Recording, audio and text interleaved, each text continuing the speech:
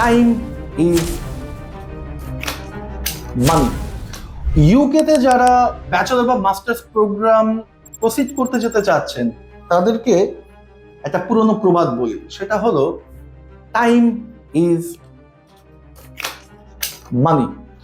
অর্থাৎ সময়ের সদ্ব্যবহার যদি আমরা ঠিক মতো না করি, বেশ কিছু অর্থনৈতিক ক্ষতির সম্মুখীন আমরা হতে পারি। ধরুন, যারা সেপ্টেম্বর সেশনে আপনাদের এডুকেশন প্রসিড করতে যাচ্ছেন, অনেকে হয়তো বা ভাবছেন যে এপ্রিল বা মে মাসের দিকে অ্যাপ্লিকেশন করবেন।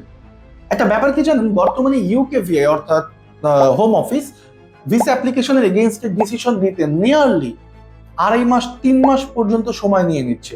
সুতরাং যদি এমন হয় যে আপনি মে জুন মাসে অ্যাপ্লিকেশন করেছেন, সেপ্টেম্বর আপনার ক্লাস শুরু হয়ে যাবে, এনরোলমেন্ট ডেট বা এনরোলমেন্ট ডেডলাইন ক্রস হয়ে যাবে, কিন্তু আপনার ভিসার ডিসিশনটা আসবে না, এরকম হওয়ার সম্ভাবনা অনেক বেশি। এখন সেরকমই হচ্ছে। সুতরাং এতে করে আপনার হেলথ ইন্স্যুরেন্স এবং ভিসা অ্যাপ্লিকেশন ফি দুটোই কিন্তু লস যেতে পারে। সো এরকম বিপদে যাতে না পড়েন, তার জন্য আমি আপনাদেরকে বলবো যে ইমিডিয়েটলি অন্তত অ্যাপ্লিকেশন করে ফেলেন, কারণ ইউকেতে অ্যাপ্লিকেশন করতে কোনো খরচ যায় না।